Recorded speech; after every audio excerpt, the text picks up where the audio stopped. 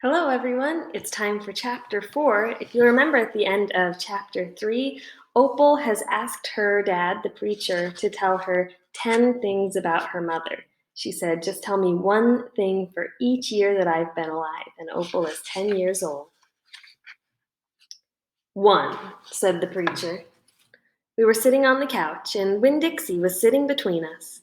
Winn Dixie had already decided that he liked the couch a lot.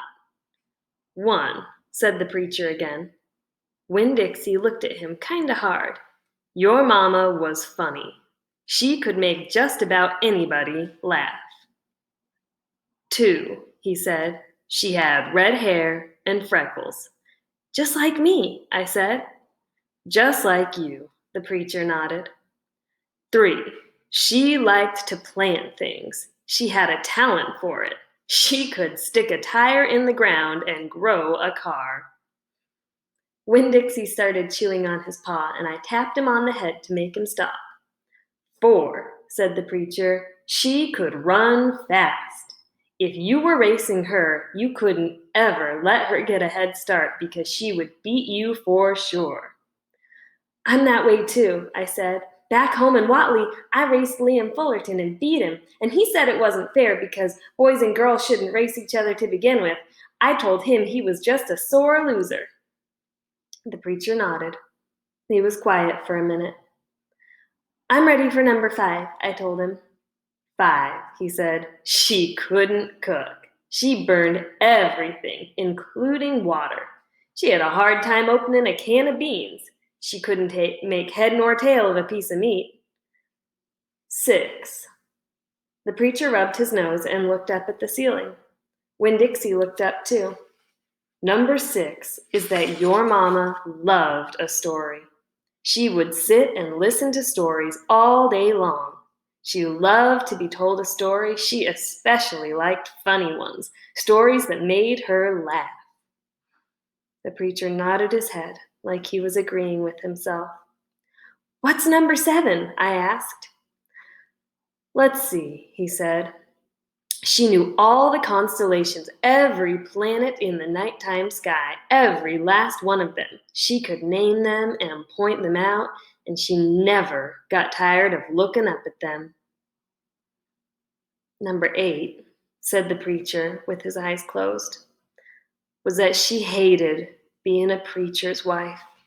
She said she just couldn't stand having the ladies at church judge what she was wearing and what she was cooking and how she was singing. She said it made her feel like a bug under a microscope. Winn-Dixie lay down on the couch. He put his nose in the preacher's lap and his tail in mine. 10, said the preacher. 9, I told him. 9, said the preacher. She drank. She drank beer and whiskey and wine.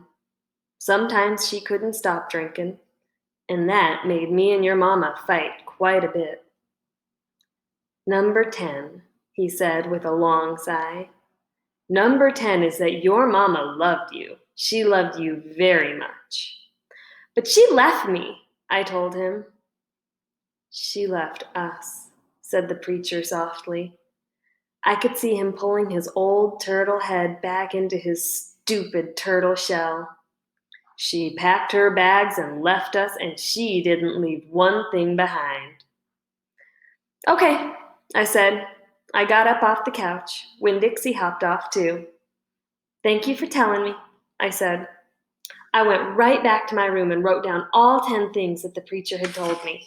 I wrote them down just the way he said them to me so that I wouldn't forget them, and then I read them out loud to Winn-Dixie until I had them memorized. I wanted to know those 10 things inside and out. That way, if my mama ever came back, I could recognize her, and I would be able to grab her and hold on to her tight and not let her get away from me again. So chapter 4, we get to learn a little bit about Opal's backstory and why her mom isn't around. And it's kind of hard to hear, but it's important for Opal to hear these things about somebody that she really loves. And I was thinking you might like to write down 10 things that you know about someone you love. Maybe you really, really love your mom and you want to write down 10 facts about her that you never want to forget.